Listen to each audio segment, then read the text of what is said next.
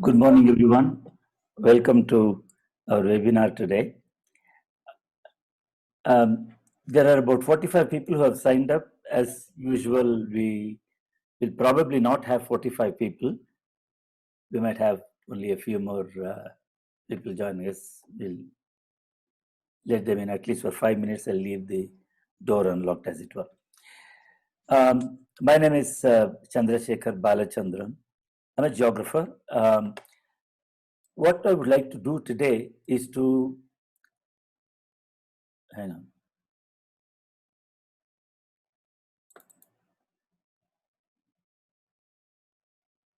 This thing is so sensitive.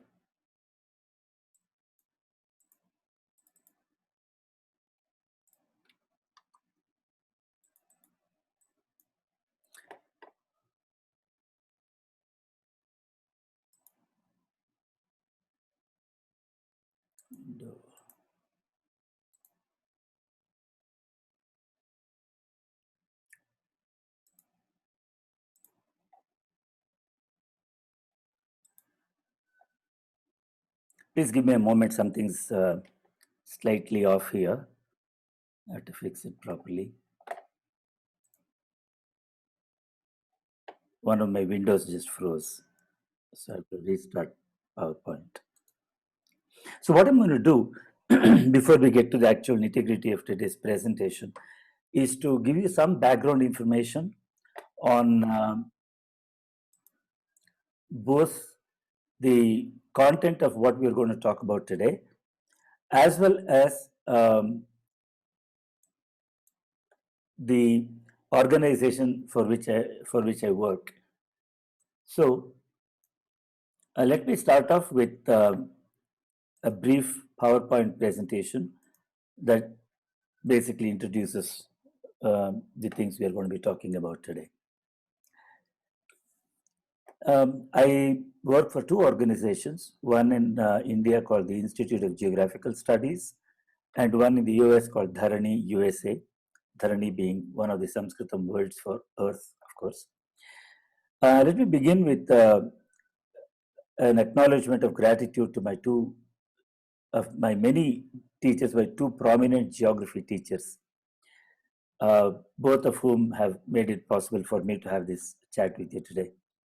So I also recently spoke to my PhD guru, that is Dr. Bharadwaj. You will see him on the right of the screen. And he was also very excited about this webinar series. So let me briefly introduce myself. I'm a native of Bengaluru when it was Bangalore many decades ago.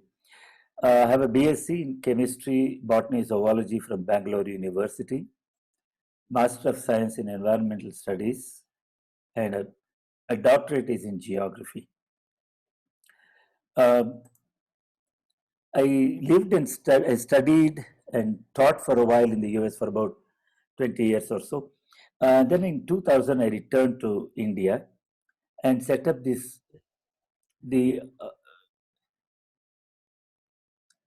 when I came back to India, I found that geography education at schools was really bad.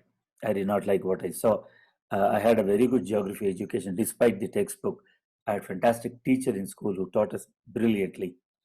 So I thought I should like to do something about that, and which is where this organization got started. And through that, what we have been offering is non-formal, not informal, not formal, but non-formal geography education through non-traditional means. So, which means I do not follow any textbook. I do not follow set patterns really, as much as possible.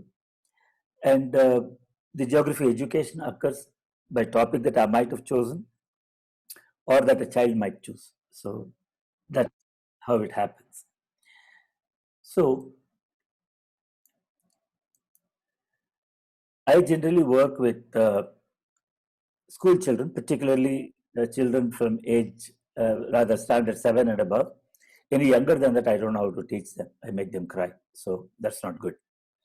I also work with teachers on occasion. And the activities through which we reach out and try to popularize geography education, include workshops, lectures, field trips, online classes. There's one online class which I'm running right now called Geography Over Distance. We're going to start next Tuesday. We are starting a course for a very specific school in Chennai called Cascade Family Learning Services, where we are going to be taking, we have about 4, I think maybe 5 children aged 10 plus. We're going to take them through a 3-year certificate course called The Power of Place. Through geography, we'll be showing them how to connect with social sciences and everything else, and how to apply them to develop critical thinking and critical analytical skills as well. We also have an annual conference precisely for school children. It's called the International Geography Youth Summit. We have that every year, not this year because of COVID. And now we have started this webinar series in which this is the first of the series of topics that will emerge as time goes by. And I decided to conduct some webinars on this particular topic because this is rather direly needed at this time. So what I would like to start off with also is starting with the definition of what is geography. Without that, if I simply show you all these resources, you might end up wondering what is it got to do with geography. It has everything to do with geography. And in fact, I would go so far as to say that anything in the hands of an imaginative and creative teacher can be a geography education tool. So with that in mind, let us start with this. By the way, don't write any of these things down. I have already provided a PDF copy of this entire slide set online, and I'll give you the address shortly at the end of the presentation. So the old diet that I also was fed when I was a kid, geography was broken down into 2 words. Both parts come from the Greek to us. Geo comes from Gaia in the Greek, meaning earth. Graphy comes to us from the word graphos, also from the Greek, meaning description, to write about. But we were always told that graphy means study, which is not correct. So they reassembled the words and said, therefore, geography means study of earth, which is very vague and it's also rather outmoded.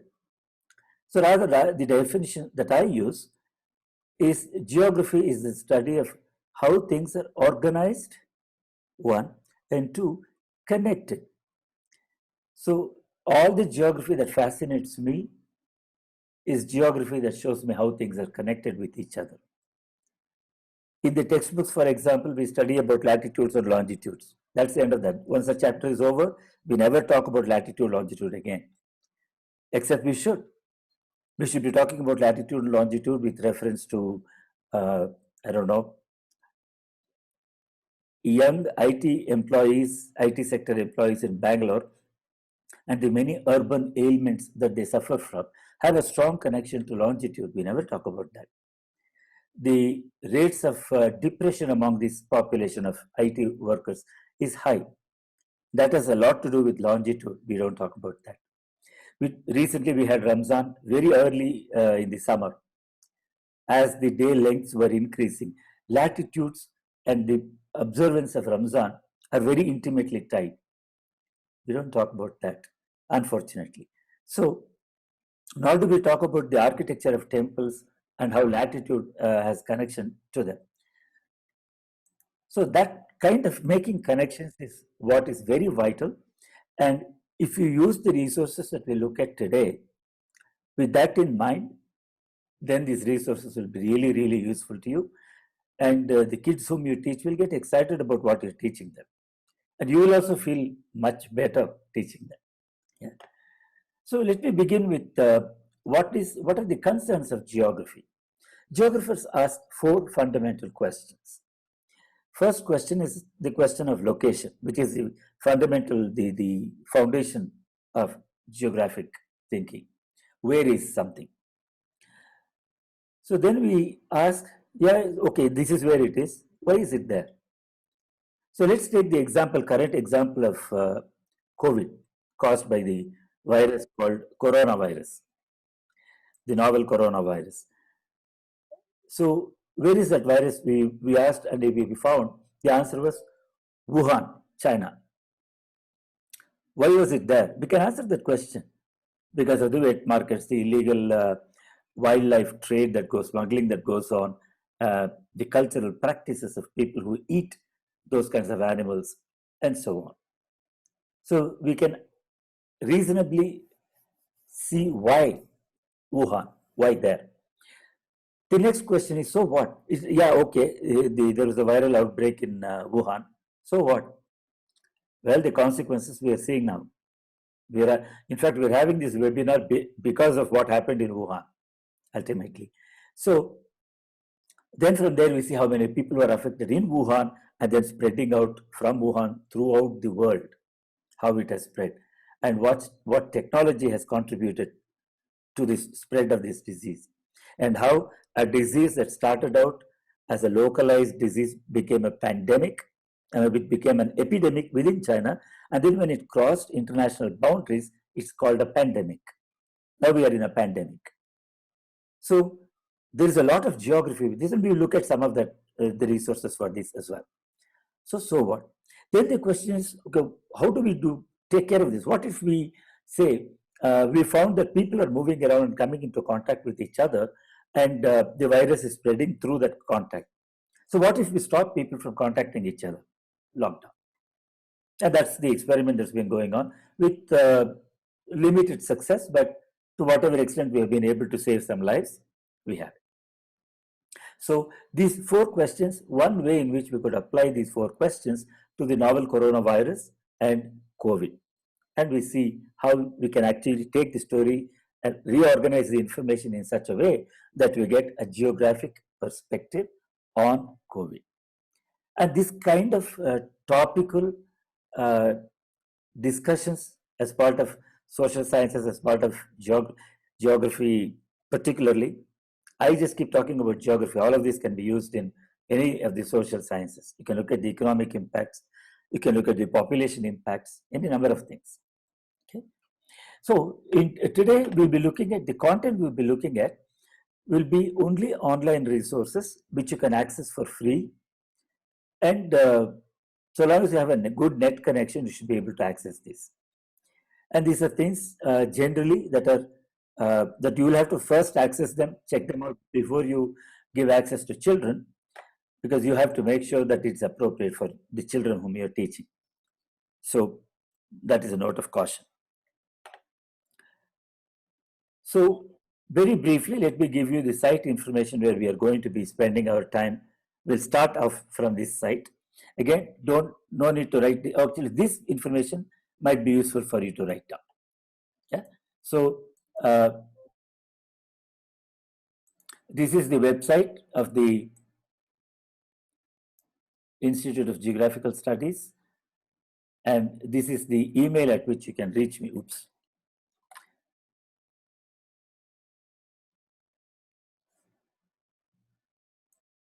And this is the email at which you can reach me. Okay. If you have any questions, if you would like any help and so forth, you're more than welcome to email me. I'll do my best to help you out in any way that I can.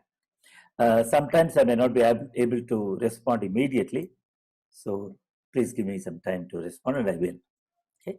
So these are basically the points that we're going to be covering today. Let me end this slideshow with one of my favorite images of Earth, taken by a satellite called Discover, DSCVR.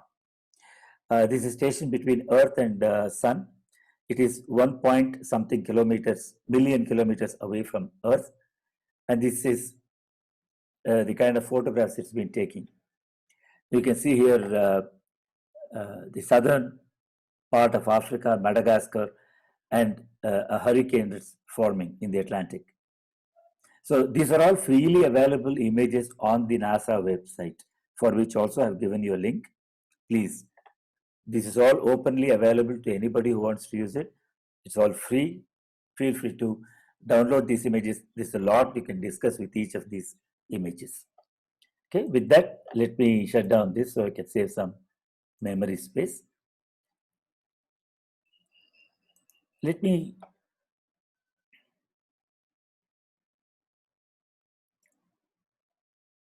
okay.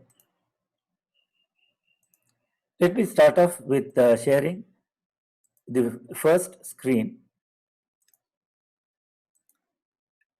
is the home page of the Institute of Geographical Studies web page. So when you type tigs.in, this is the landing page, this is the home page you come to. Let me take you through a very brief tour of the site, because this whole site is meant to be a resource for geography teaching. Even though there is one separate section we have made of online resources for geography teaching that connects to outside. So in this, we have a link to geography puzzles, which has that page has a lot of, not a lot, several puzzles, of crosswords, word search, quizzes, and things like that. Slowly, one by one, I'm building that. And they are also of different levels of difficulty. You can choose which works for your children and get them to work on them. And also, there is a tool available online, which I use, which is also free. You can create your own puzzles. It's a little bit of learning involved. You can do that yourself as well. Now, the annual Geography Youth Summit that we have, if you look at this, excuse me, you can find here short abstracts of, let's say in 2018, when we had the conference, students have done primary research, meaning this is research they have conducted themselves, not copied from Wikipedia or some book or something. And they have chosen the topics. They have had some mentorship from adults around them, teachers or somebody else, and they have presented these at the conference, professional academic presentations, which they don't get to do with a school project. Okay, so if you go through the abstracts, you will find all sorts of things put up that some of them might give you ideas on getting your students to conduct projects that could be of interest to them. So let me give you one or two examples here. There's one about a technology in farming. There's one about something to do with unity and diversity, something about cultural differences. And here is one that's very interesting, geographies of illiteracy. So they've studied the geography of illiteracy in their area, near their school. So these are all very fascinating studies that they have done. You're welcome to check them out, and they might give you some ideas on the kinds of projects you might get children to do. The TIGS blog, which you see some of the blog entries right here, they take geography concepts and make connections with a variety of things. So it is never, if we talk about latitude and longitude, we don't stop with the imaginary lines on the surface of Earth, that kind of boring stuff. We take it further and say, what does it all mean? How do they work? What meaning does it have, these concepts have for our lives? Those kinds of connections are made. So please do browse through it, just peruse whatever, you might find something interesting. You might stumble upon something interesting. And then we have, we are going to start a guest blog very soon. 3 of my students are working to redesign the site so that we can have students, young children, writing about geography topics from their personal experiences. So this won't be simply copying something from Wikipedia and saying El Nino happens here, La Nina happens here. Those kinds of things we don't do. Instead, they'll be writing about geography that they are experiencing, that they have studied in their own environment. Okay. All right. So now, those of you who might be able to read Tamil and interested in engaging with Tamil language geography education, there is a small blog, a few articles in Tamil, likewise in Kannada. Online resources are what we're going to talk about today. I mentioned courses already. Webinars we have just started. Projects, the big project we're working on right now is we have about 7 students working on a project to make a documentary about the geography connections with the songs of an 18th century Karnataka Sangeetam composer by the name of Muthuswami Dikshitar.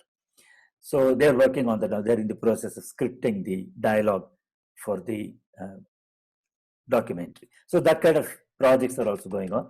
We have internships and volunteerships.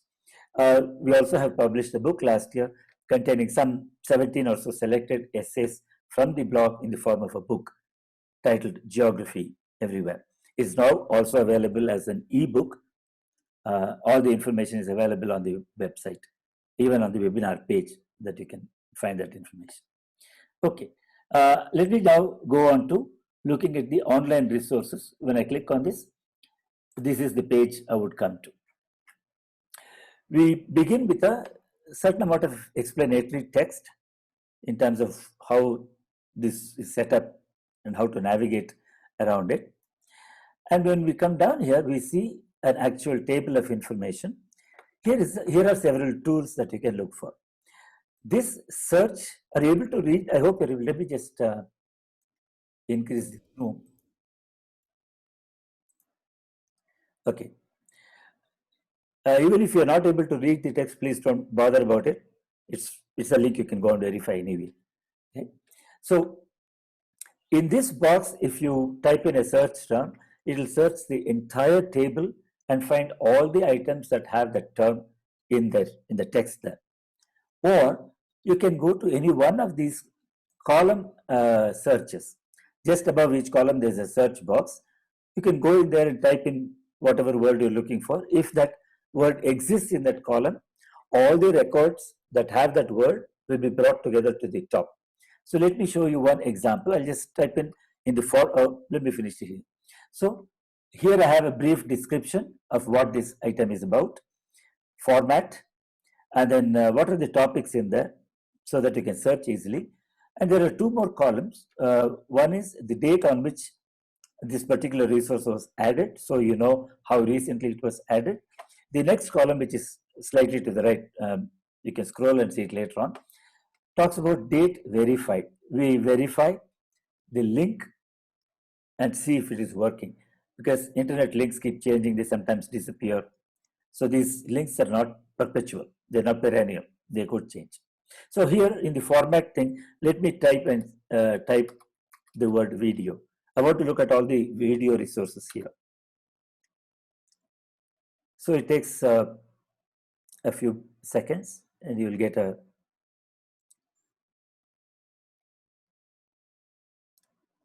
do you see now? All the items which have the format of video are now displayed here in a group. So you can scroll through and look for only the videos. So like that, you can make many searches. And if you want to reset the search, just delete that and press enter. Then you're not searching for anything. It goes back to its original setting. Okay. So one of the video resources. Also, let me tell you, we have about 120 or so entries in this table right now. We'll be adding to that continuously as and when possible. We'll be adding more and more resources. So keep checking back. One of the video resources that I particularly enjoy, I've always enjoyed it, is a video based on satellite data that have been collected by satellites from NASA and from the European Space Agency. And this particular video is 2 hours long. When I use this video to, if I have a documentary screening, whatever the length of the documentary is, the screening time is twice that, because every 15 minutes I stop, take stock of what we have learned in the past 15 minutes, connect it with geography, answer any questions, and then we continue to the next 15 minutes or so. So here, what you will see is that the documentary begins with some 3 provocative questions. And these questions make you think, how these two are connected? How? And then they tell you. All of this based on satellite data and geographical analysis of those data. Just a quick note, while I'm sharing the screen with you, I will not be able to see any messages that you're sending me on the chat window. Just so you know, I'm not ignoring you, I just cannot see it. So I will respond to them after the screen sharing is done. So please watch this video. Our planet, Earth. You may think you know it well, but a startling new picture is emerging of a world shaped by forces more dynamic and intertwined than we ever imagined, raising possibilities that defy common sense. How can sandstorms in the Sahara Desert transform the Amazon rainforest over 5,000 miles away?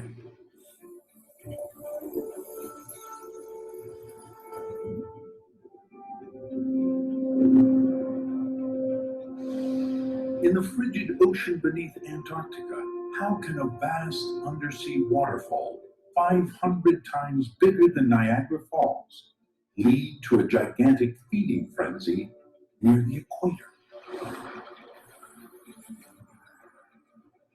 And how can warm water streaming past the coast of Africa trigger a weather catastrophe half a world away in the southern United States?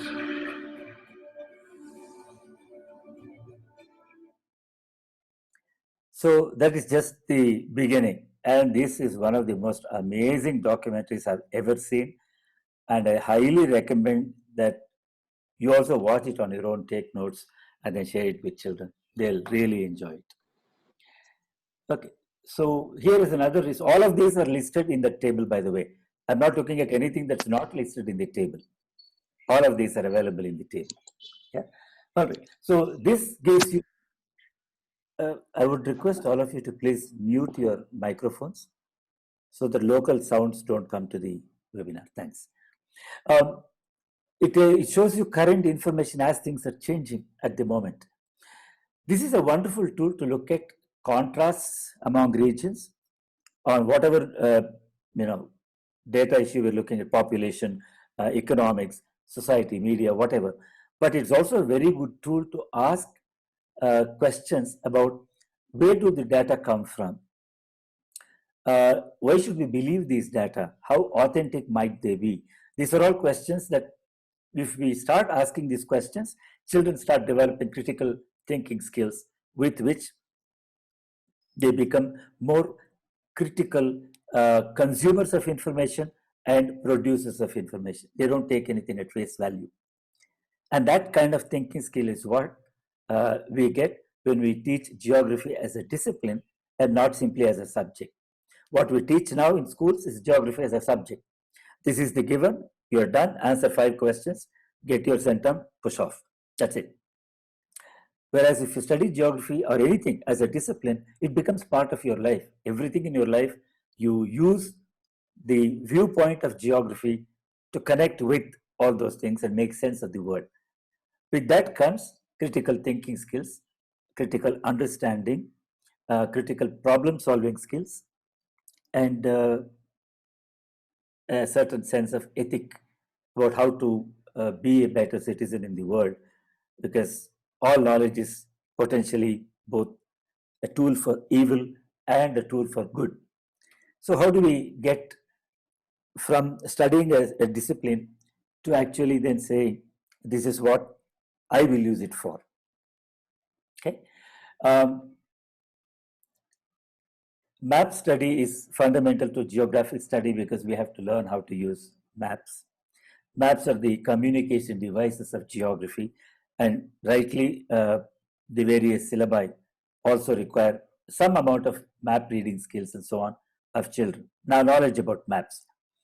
So, when I do workshops for children about maps, I start off by telling them that maps are all complete lies. And this shocks them. Many of the children do what? That's where it is. All maps are lies. They only have partial truth. Apart from that, they're all lies. So anyway, here we have the elements of a map. What does a typically good map contain on it? So this gives you a very, very simple explanation of what elements are found on a map. Okay? So this is one, all of these, as I said, are in the database, the online resources page. But then we have this problem. Everywhere we see this particular type of map called, this is called a Mercator projection. Let me briefly tell you that when we take a three-dimensional globe and we try to represent it as a two-dimensional flat picture, something has to give, because it's not, it cannot be an accurate representation of a 3D image. We lose something. So no matter what we do, we always lose something, and therefore every map is a lie. In some respects, it may be giving us correct information. In all other respects, it will be a lie. The process by which we transform a three-dimensional globe to a two-dimensional flat representation, that process is called projection. And it uses a lot of trigonometry, lots and lots of trigonometry. And luckily now there are computer programs which do the trigonometric calculations for us, and we can work with it, which is what Sri Guru Datta also uses in his work. It's all in a computer-based system called Geographic Information System, through which we can make all sorts of things possible using geography. In this particular instance, this is called the Mercator projection because it was designed by some fellow called Mercator, and there are many variations of this. In this, what happens is, as you go further and further away from the equator, the sizes of countries become bigger and bigger. So the most accurate size of a country would be available at the equator. The further away you go from the equator, north or south, the countries become bigger and bigger. So let's take a few examples and I'll show you how. And let children play with this. It's amazing what they can learn.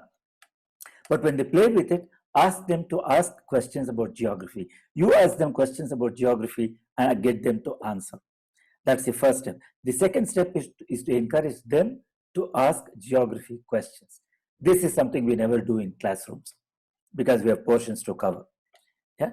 So, okay, here is what I'm going to do.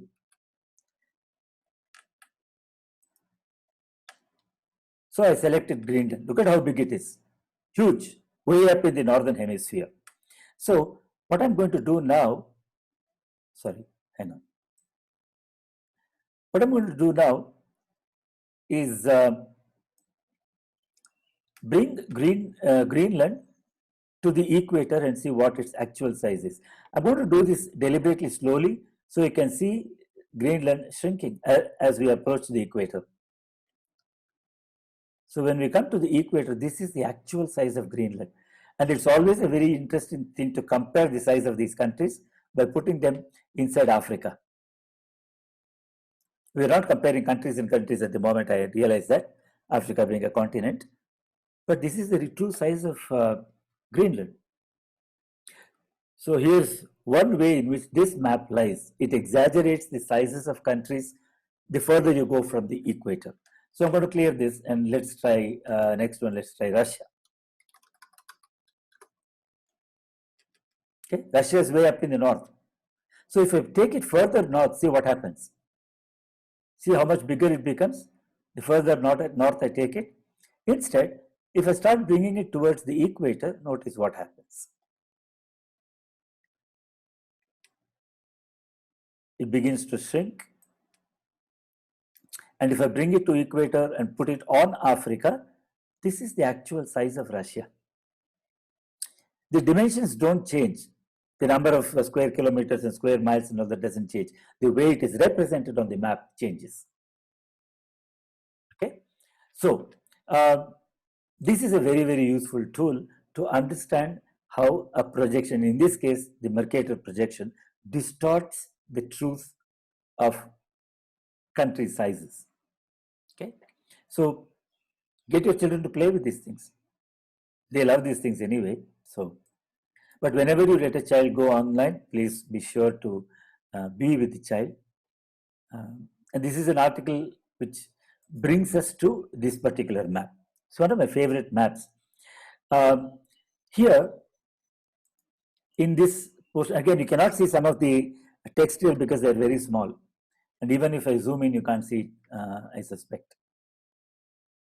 Yeah, it doesn't improve. So what this does is I give it the name of a city, and then I get to see where it was millions of years ago and how that city has moved over time with the movement of the plates, the tectonic plates.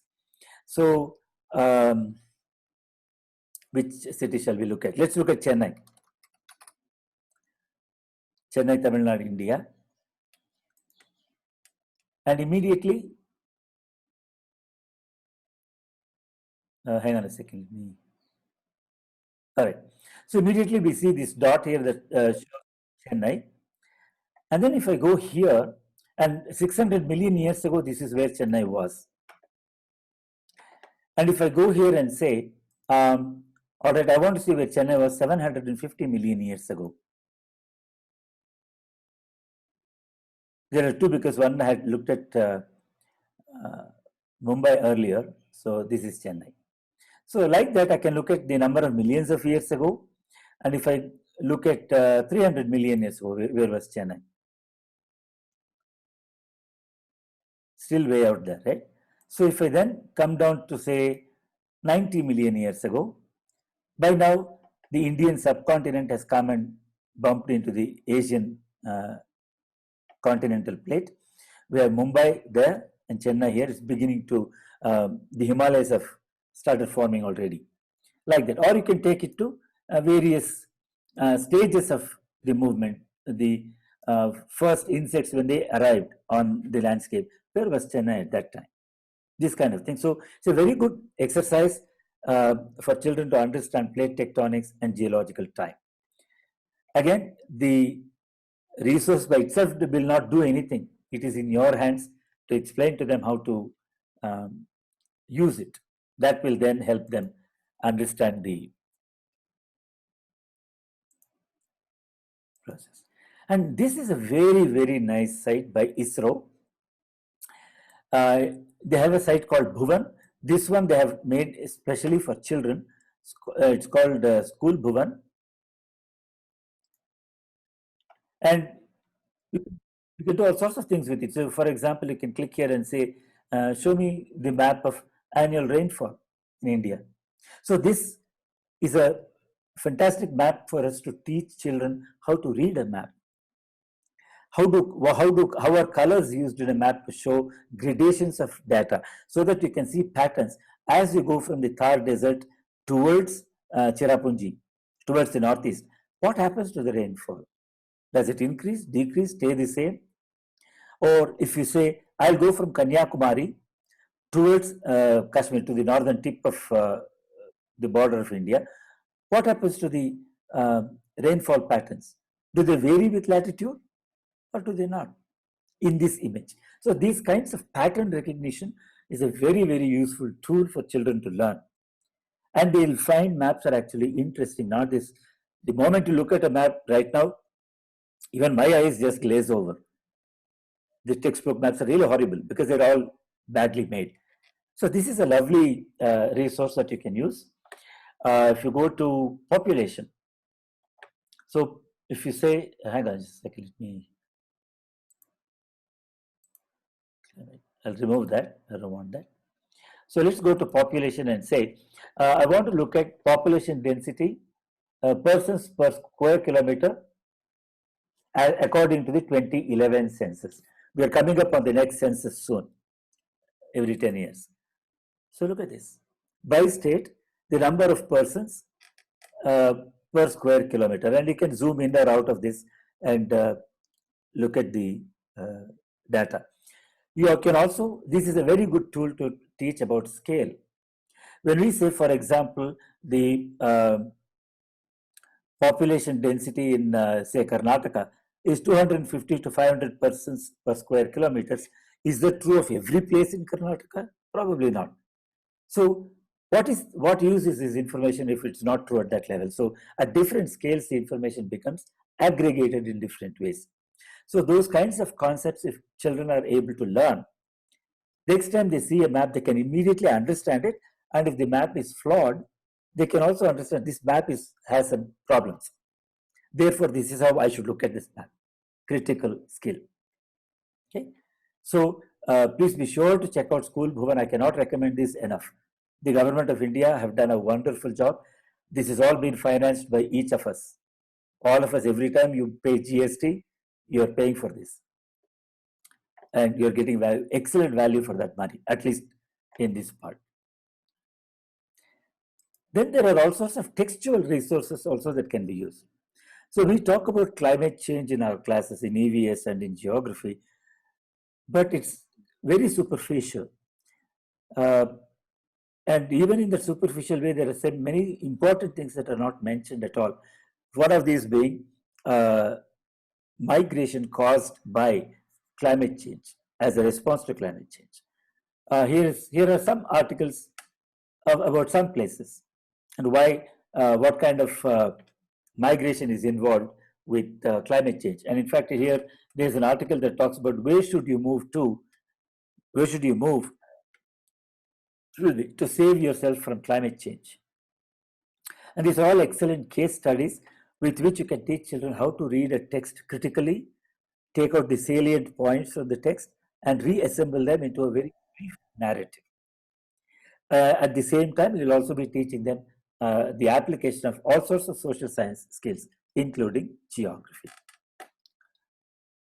Then there is this other headache that a lot of teachers seem to face, in my experience. You cannot see a lot of this on your screen, partly because the opening image itself is very small. But once you open the skill, you will find it. It's called Earth Sun. This is a simple animation. I can teach an entire 3-hour workshop just on this, plus give a 1-hour task for children to do. And they do a very good job of it. So this basically talks about the connections between Earth's rotation, revolution, latitude, incoming solar radiation, and therefore seasons, which is fairly textbook stuff. Yeah, but fine. So let me show you how it moves. As it moves, notice how the big Earth profile in the bottom right corner also shifts.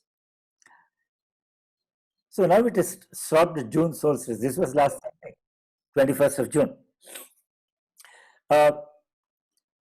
What happens here is you can begin to see how you can very easily and in very interesting ways connect this with Ramzan, with the observance of Ramzan. You can connect this very easily with the observance of the kind of clothing we wear in India. What would they be wearing in Australia at the same time? So these kind of contrasts we can make, and a lot of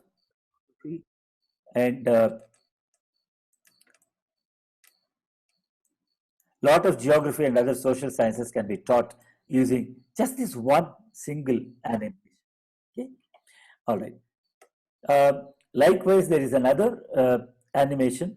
This one about global winds, all these easterlies and westerlies and trade winds and all of this. Fail to teach if you have something, if you don't have something moving. A static image can only teach us so much. This makes it easy for children to visualize, easier to make it visualize, help them visualize how pressure, temperature, both of these are connected and how they work on Earth. So when there is great heat, the air above Earth heats up and it rises, causing low pressure there. And as it goes up, eventually it has to come back down because of gravity. As it comes back down, it heats up again. So that circulation keeps on going. So at different latitudes, you can now see the northeast trade winds, the southeast trade winds, the westerlies. And then if you go to the high latitudes, you can now see the polar easterlies. Yeah, and then you can then go to the upper atmospheric circulations. Yeah? There's one more animation that connects to this ITCZ, which is the Intertropical Convergence Zone. Brilliant animation. I have not been able to find that link again, so I have a copy which I'll just put up eventually. So these are all very useful for teaching about wind patterns, about monsoons. But notice also, uh, when you look at these wind movements, from there, if you take a map, once they have understood this, if you take a map and show them why Columbus ended up creating so many Indias all over the place. You go to Honduras, you go to Nicaragua, El Salvador, go to Mexico, you go to America, there are Indians everywhere. They're all called Indians because Christopher Columbus was not very bright. He didn't do his math properly. But while he did not discover India, he did discover certain wind circulation pattern that took him from Portugal to the east coast of what we now call the US and back to Portugal, the circular movement of wind, for which also I will show you another animation in a short while. Okay, if I don't think we have time, unfortunately, but you can find it easily. Okay, all right.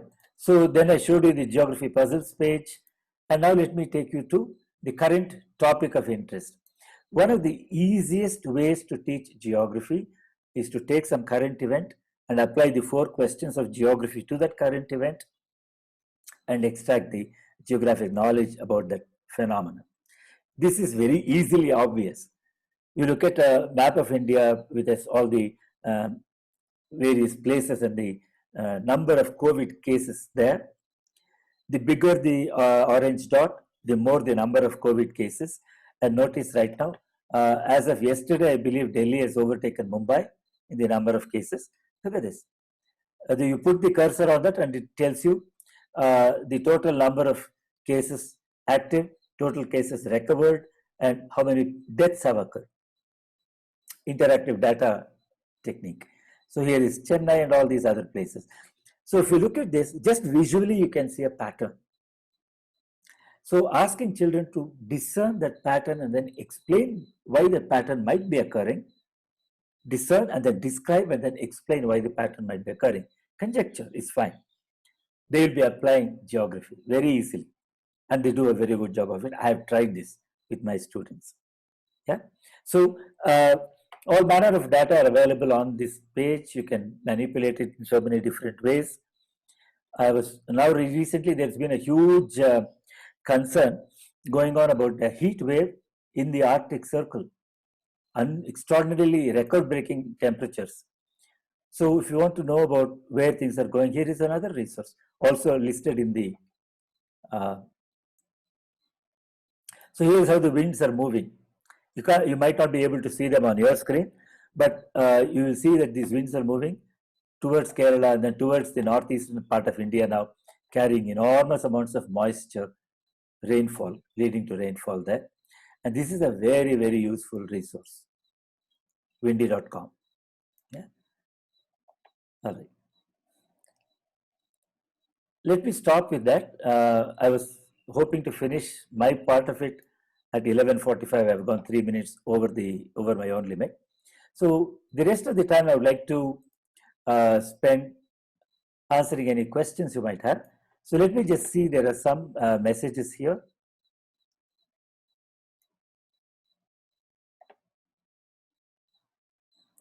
Okay. I am recording this session and I will be putting it up on YouTube, but I'll make it available after the next session is over. So by all means, please check on YouTube, or rather go to the TIGS website. I'll have posted a link there to each of the sessions, and you can look it up there. Okay. One more thing, I forgot to share with you. Let me tell you.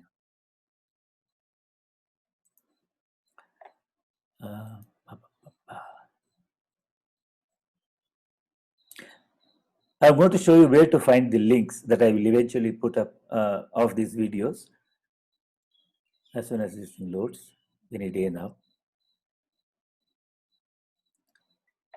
Because of enormous, so here is the link. Oh, I'm not sharing my window, am I?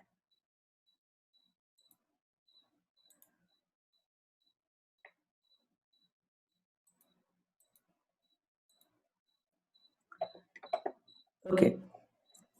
Here you will see the webinars link. You click on that link and it takes you to the webinar page.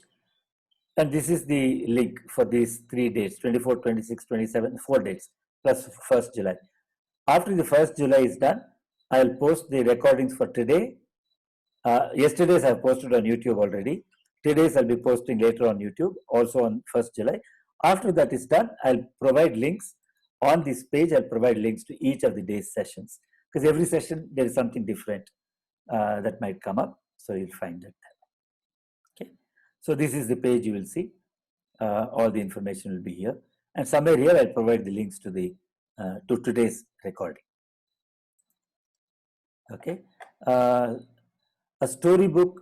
Oh, sorry, hang on a second. Let me just go through here.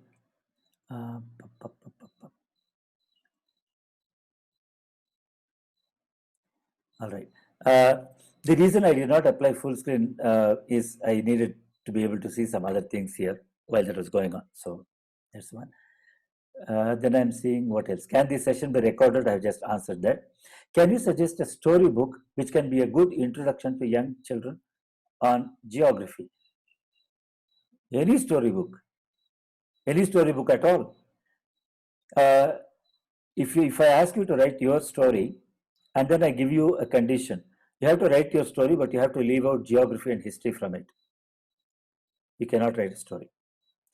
Every story has to have a place, geography, and time, history. So you will see many of these fables and stories that we grew up with. Once upon a time, history, in a kingdom far, far away, geography. Without those two, there is no story. So any story you take is a geography resource. It is all, the only limitation is your own creativity and imagination, and how you get children to look at the story in a different way, rather than simply saying, okay, so and so came there and got eaten up by a wolf or whatever. Yeah. Okay. Then in the population density map, it's interesting to observe the density of population is less in the desert area, Rajasthan, snow-capped areas of JK, meaning they are not well suitable for human habitation. These are all fantastic points that you can get children to tell you. So once you say, ask them to see if they can discern a pattern, and then you ask them to describe the pattern. Once they describe the pattern, they say, I see greater population density in Rajasthan, lowest population density in Rajasthan, but dense over here. Then the third step is to ask them to explain why that might be. To explain why that might be, they have to bring in all sorts of other information, which means they have to synthesize information. Yeah. Yes. And Sri Gurudatta has made all these observations, which are, yeah, very sure. In the COVID map, we see COVID cases more in the metro areas. Again, these are all questions that children can observe, discern, describe, and explain. That's the model to look at. Let us see. On the 3-year course for older school children, I mentioned at the beginning. Okay, why don't I do this? Why don't I give you a link to the course? Let me see if I can find the link to that course. Hang on a second. Courses.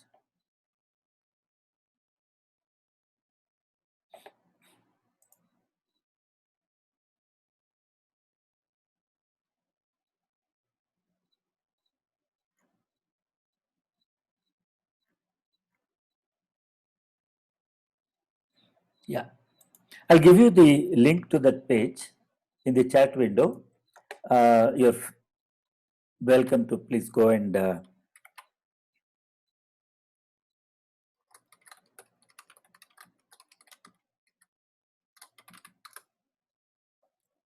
oops, I should have sent it to everyone. This for some reason keeps going elsewhere.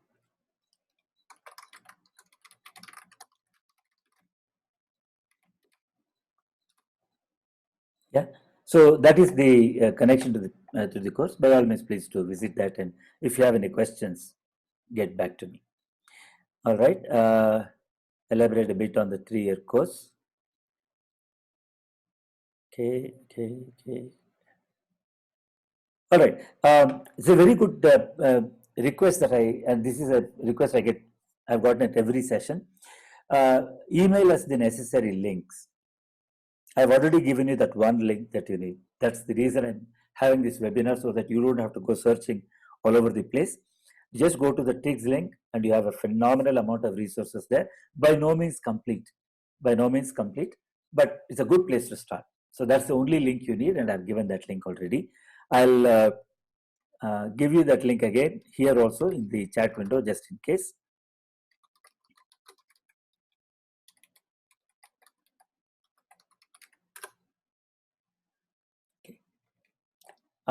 Let's see, is there any, that's all the questions I have seen.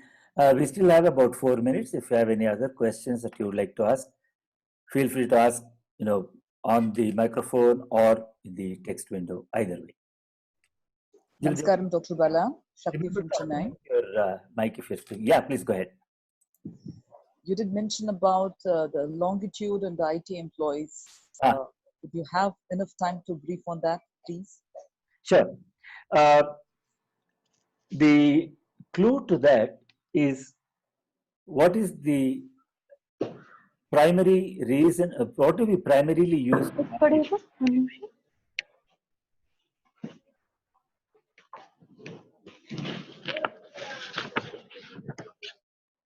Okay. The primary use of longitudes is to tell time. It's about, longitudes are about time. So if you look at where the IT employees, let us say in Bangalore, where they are compared to where their clients are, usually in the US, that time difference is connected to longitude. And the local, the IT employees are up at very late hours in the night here, while their clients are in their daytime. And because they are up at all sorts of late hours, their sleep patterns, the circadian rhythm, the sleep patterns are disrupted, food cycles are disrupted, stress builds up, and a whole host of what I think of as urban ailments, hypertension, hyperacidity, diabetes 2, heart problems, lower back problems, psychological irritability, memory issues, addictions begin to happen, alcohol, particularly alcohol and tobacco, but more serious stuff as well, as a response to coping with that stress. So all of these ultimately comes down to the fact of the longitude being different between the clients and the service providers. And you can build a lot more on that as well.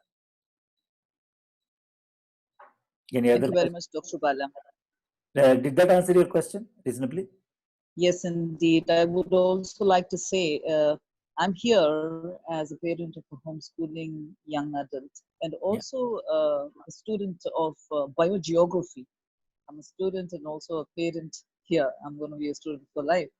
I would like to say the resources that you have shared, and the way these things can be used for self-inquiry, and also to be able to facilitate learning amongst the young adults. Very true. This is the takeaway. Thank you so much. Thank you very much. Thank you very much.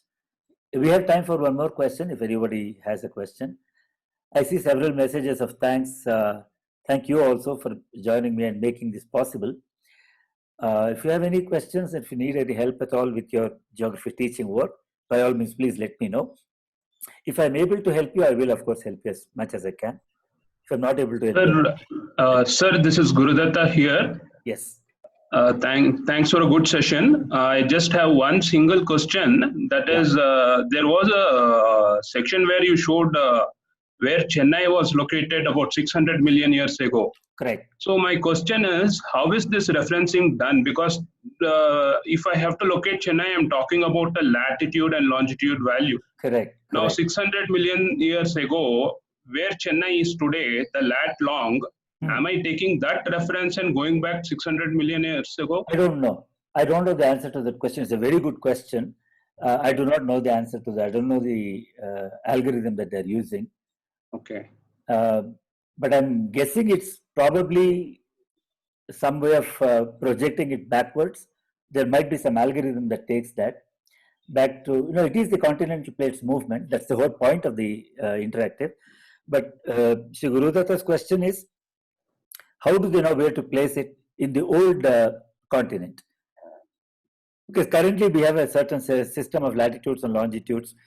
How would you take that location and put it on some ancient multi-million-year-old piece of land? I don't know how it is done, but I'm guessing that there are algorithms that they have used to make Okay. it. Okay. Thank you, sir. Thank you. So I'm very happy to see that we are completing on time. Although inside in the process we went a little bit this way and that way. Thank you all for joining me today. This has been a pleasure chatting with you all. Goodbye.